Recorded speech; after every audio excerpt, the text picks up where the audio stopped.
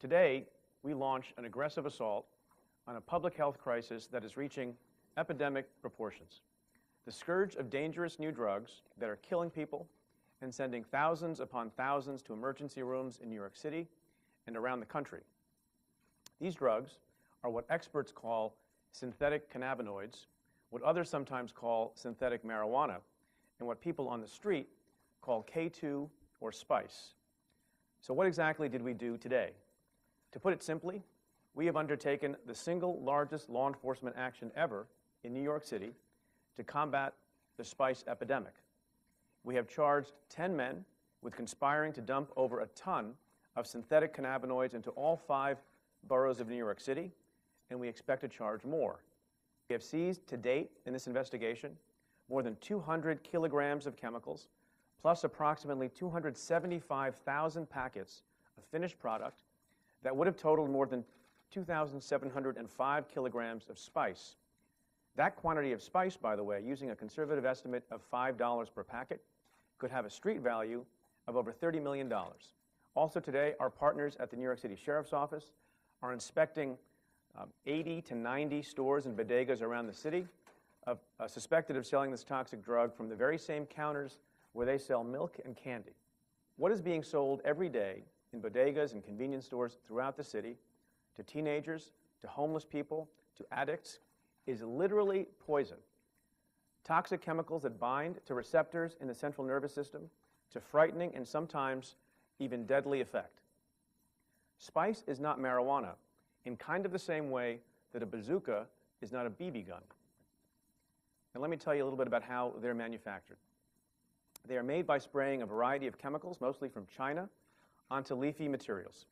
Then once dried, the leaves are put into small packets with colorful logos and catchy brand names such as Black Giant, Geeked Up, Psycho, and Scooby Snacks. I think you can see that at the second chart to my right. Some are even given bubble gum-like flavors, strawberry, lime, or blueberry.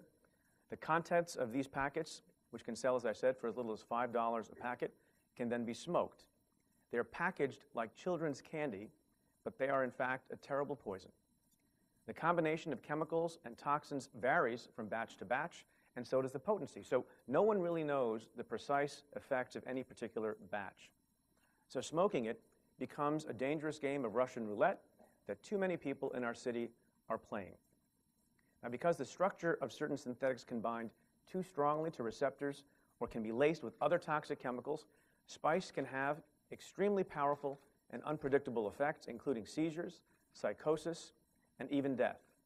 It can cause strokes in otherwise healthy adults and heart attacks in teenagers. The first phase is the manufacture of the chemicals and the packaging, which is done in China. A lot of this stuff, as you may have read and understand, comes from China.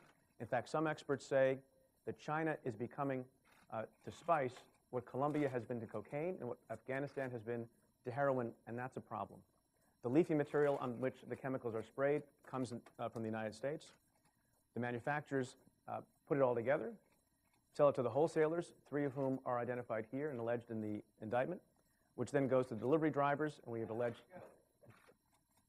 3 people who are delivery drivers in the indictment. And then, as I've also described, that then gets shipped out to a variety of retail locations, mostly bodegas and convenience stores.